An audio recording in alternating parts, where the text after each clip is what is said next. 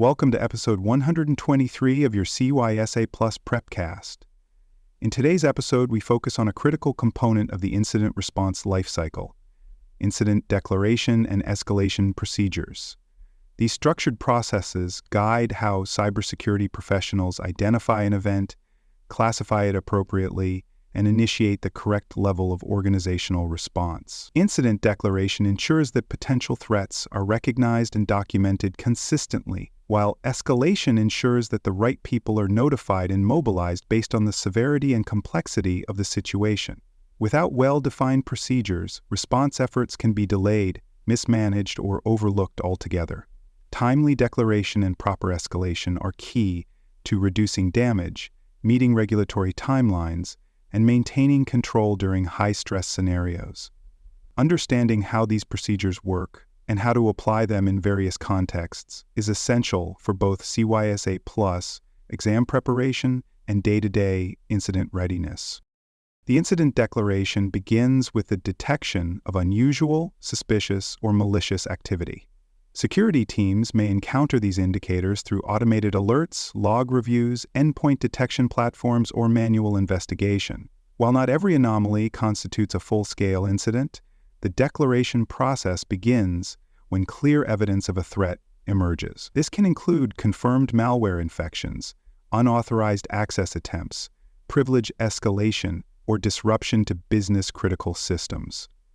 The goal is to transition from routine monitoring to formalized incident handling at the earliest appropriate moment. Once a potential incident is identified, it must be classified using predefined severity levels. These severity levels help responders understand the potential impact and determine the appropriate scale of response. Classifications often include designations such as informational, low, moderate, high, or critical.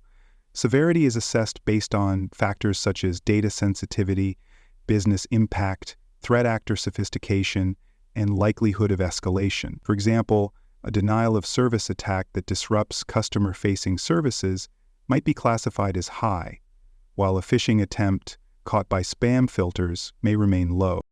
To ensure consistency in this classification process, organizations define specific criteria for what constitutes an incident. These criteria are based on impacts to core principles of security, confidentiality, integrity, and availability. An incident that exposes sensitive customer data compromises confidentiality. One that modifies financial records without authorization compromises integrity. And one that takes a system offline during peak operations affects availability. Additional criteria may include alignment with regulatory definitions, such as data breach thresholds under privacy laws, or indicators that the organization is under active attack from external adversaries. Initial documentation is an essential component of the declaration process. When an incident is declared, analysts must immediately record key facts, such as the systems affected, the method of detection, preliminary impact assessments, and any containment steps already taken. This documentation serves multiple purposes. It provides a record for internal and external reporting, supports forensic investigation, and ensures that all team members have a shared understanding of the situation. Accurate documentation also protects the organization during audits or legal reviews. Predefined thresholds are used to reduce ambiguity in determining whether an incident should be formally declared. These thresholds may include confirmed exploitation of a known vulnerability, detection of malware on privileged accounts, unauthorized changes to security settings, or lateral movement across network segments. Thresholds should be tailored to reflect the organization's risk profile and operational needs. By codifying these triggers, organizations enable faster, more confident decision-making in response to emerging threats. Timely internal communication is another requirement following declaration. Once an incident meets the criteria, response coordinators must be notified immediately. This includes members of the Security Operations Center, IT leadership, and any technical teams responsible for the affected systems. Early notification enables validation of severity, acceleration of containment efforts, and coordination across multiple departments. Delays in this communication stage can lead to prolonged exposure, additional data loss, or increased downtime. Once an incident is declared, the response coordinator assigns roles and responsibilities to team members. These assignments are based on predefined incident response plans and may include leads for containment, investigation, communications, and legal coordination. Role clarity ensures that all tasks are covered without duplication or oversight. Response teams may include personnel from multiple departments depending on the nature of the incident, such as IT operations, application support, risk management, or compliance. As part of the declaration, responsibilities for evidence preservation and system logging must be explicitly assigned. This ensures that logs are not overwritten, artifacts are captured properly, and forensic data is collected in a secure and verifiable manner. Evidence collection is essential for understanding root cause, supporting regulatory disclosures, and defending against legal claims. Poor evidence handling during the early stages of an incident can compromise the investigation and limit the organization's ability to demonstrate due diligence. Incident classification decisions must be documented thoroughly, including the rationale for assigning a specific severity level. Analysts should note which thresholds were triggered, what potential business impacts were considered, and whether any additional validation was performed. This documentation supports escalation decisions and enables consistent classification across different response teams and reporting periods. It also facilitates performance reviews after the incident, where classification accuracy and response timing are often evaluated. Finally, the criteria used for incident declaration should be reviewed and updated regularly. Threat landscapes evolve quickly, and incidents that were once rare may become common. Likewise, new technologies, regulatory requirements, or business priorities may require changes to severity definitions or thresholds. By revisiting declaration criteria quarterly or after major incidents, organizations ensure that their response strategies remain current and aligned with real-world risks. This adaptability strengthens overall incident readiness and prevents outdated assumptions from limiting response effectiveness. For more cyber-related content and books, please check out cyberauthor.me. Also, there are more security courses on cybersecurity and more at baremetalcyber.com.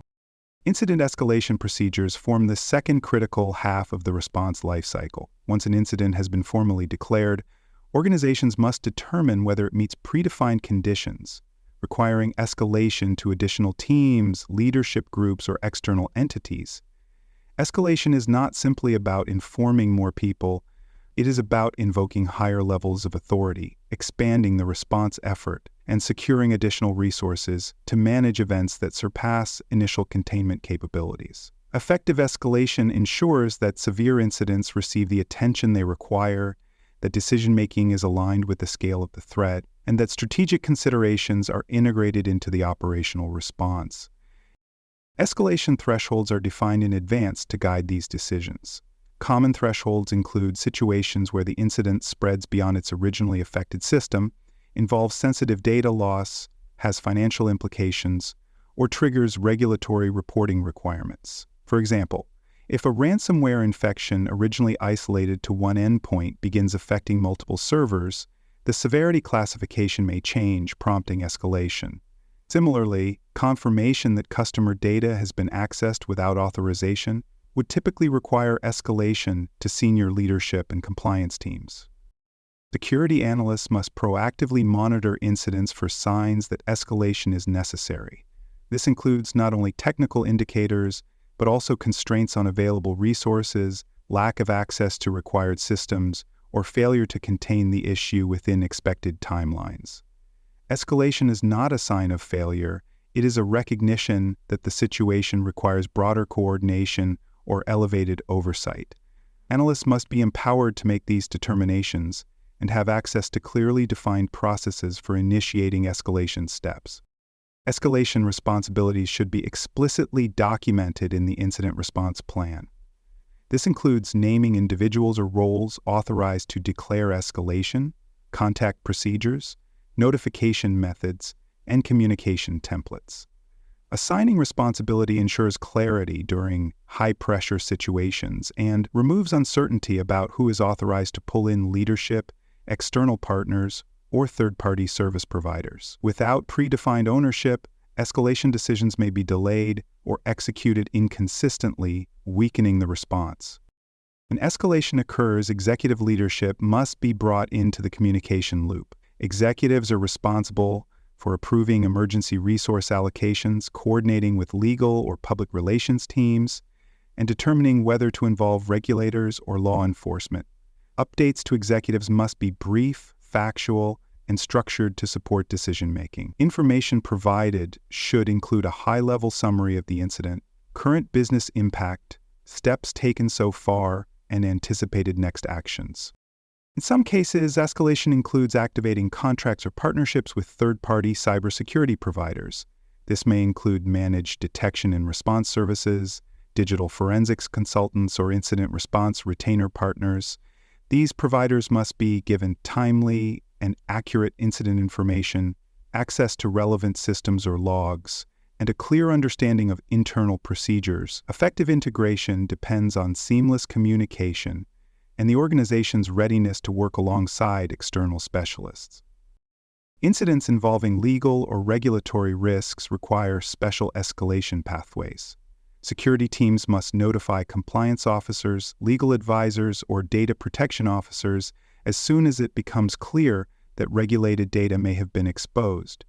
These stakeholders manage regulatory deadlines, prepare necessary disclosures, and guide interactions with authorities. Timely escalation ensures that the organization meets legal obligations and avoids additional penalties or reputational damage resulting from delayed or inaccurate reporting. Communication tools and templates play an important role in effective escalation. Using standardized formats ensures that essential information is always included and that updates are clear and complete. Templates might include incident summaries, status dashboards, impact assessments, and predefined contact lists. These materials support consistent messaging across teams and help reduce errors in high-stress environments. Standardized templates also make post-incident documentation easier to compile and review. De-escalation procedures are also necessary to avoid overcommitting resources or leaving incidents in a prolonged elevated state. As incidents are resolved or reclassified, organizations must have a defined process for lowering severity levels, handing off final tasks to smaller teams, or formally closing the response phase. This prevents burnout, improves efficiency, and ensures that lessons learned are properly documented before teams return to standard operations. Post-incident reviews must include an evaluation of how escalation was handled. Were thresholds applied correctly? Were the right stakeholders notified on time? Were communication gaps present? These questions help refine future escalation procedures, align the response with changing business priorities, and strengthen organizational readiness. Continuous improvement ensures that escalation is not just a checklist step, but a meaningful and well-executed phase of every incident. To summarize episode 123, incident declaration and escalation procedures form the framework through which organizations move from detection to action. Declaration provides structure, ensuring consistency, documentation, and clarity. Escalation ensures that resources, authority, and communication expand in proportion to the threat. Together, these procedures allow security teams to move quickly, act with precision, and maintain strategic control during high-impact events. By implementing clear thresholds, structured responsibilities, and communication protocols, cybersecurity professionals build a response capability that is proactive, coordinated, and resilient. Thanks for listening. To learn more about cybersecurity, please visit baremetalcyber.com. There you will find best-selling books, videos, and even more free cybersecurity training courses. Please subscribe to the Prepcast and our various podcasts. And thanks for listening.